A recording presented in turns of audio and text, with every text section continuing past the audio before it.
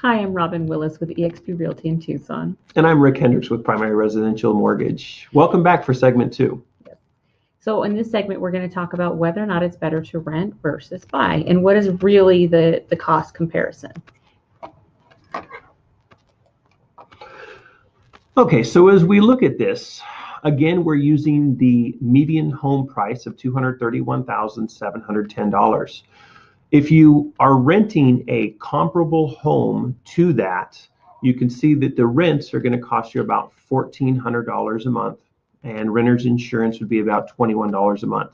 Now, the annual rent increase actually has climbed to about 6% in this area. So the demand for rentals is gone up, therefore the increase has gone up as well. So what this first page is showing you, the top of this page, is what is your estimated cash flow? And I'm going to go straight to the chart. If you look, initially, your mortgage is going to cost you a little bit more than renting. But as you add that up over years and rents continue to increase, you're going to see, whereas your mortgage is going to stay the same based on a fixed 30-year mortgage, your rents are going to continue to increase. And over 9 years, it will actually cost you over $23,000 more to rent than it will to buy. And that is not including any sort of tax deductions. Yeah, I'm also noticing here on your chart that you've got a substantial appreciation gain. I think that is one of the greatest components of wealth building here in the United States, is that if you buy a house and you're going to pay to live somewhere anyway. Correct. But if you buy a house, over time it becomes more valuable simply by existing, as long as you maintain it.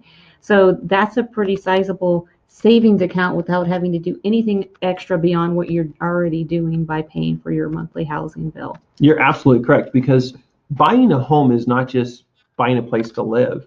It's building wealth like you would in a 401k. Mm-hmm. And as Robin mentioned, your appreciation gain over 9 years could be fairly substantial based on the forecasted rates. But not only are you getting an appreciation gain, you're actually getting amortization gain as well, because as you pay on that loan every single month, you're now gaining that amortization because you're paying off the loan. Right, you're paying off the loan.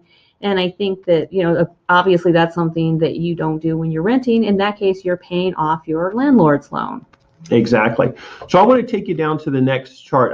You'll notice that we put in here, if you decided to sell your house, what the commission on that house would be after 9 years. So what this chart will show you here, and I'm going to move this icon over, is your net gain by buying a home.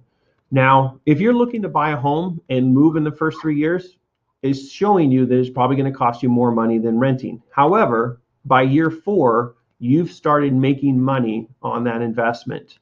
And if you sold the house by year 4, your net gain would be $7,000, a little over $7,000. By year 9, $104,000, and by year 10, $128,894. So you can see that the gains that you're making, even after selling and paying a real estate commission, which is well earned because of all the liability that goes on in selling a house, you stand to make a lot of money on the house. So a lot of people ask, does it make sense for me to rent right now versus buy? And my question is always, how long do you plan on living in the house? Which I think, Robin, you're on the same page. Mm-hmm. Absolutely. Obviously, if you're only here for a year or so, it may make more sense to rent. But in most cases, people end up staying longer than that. And you're investing in yourself. If you look at our first video, we talked about the fact that the inventory is low right now, and so owning a home over the long term is going to give you a lot of gains. Yes, and you may be wondering, maybe I'm not going to not going to have a purchase price of $231,000. Maybe it'll be more. Maybe it'll be less. Does it make sense for me to rent there?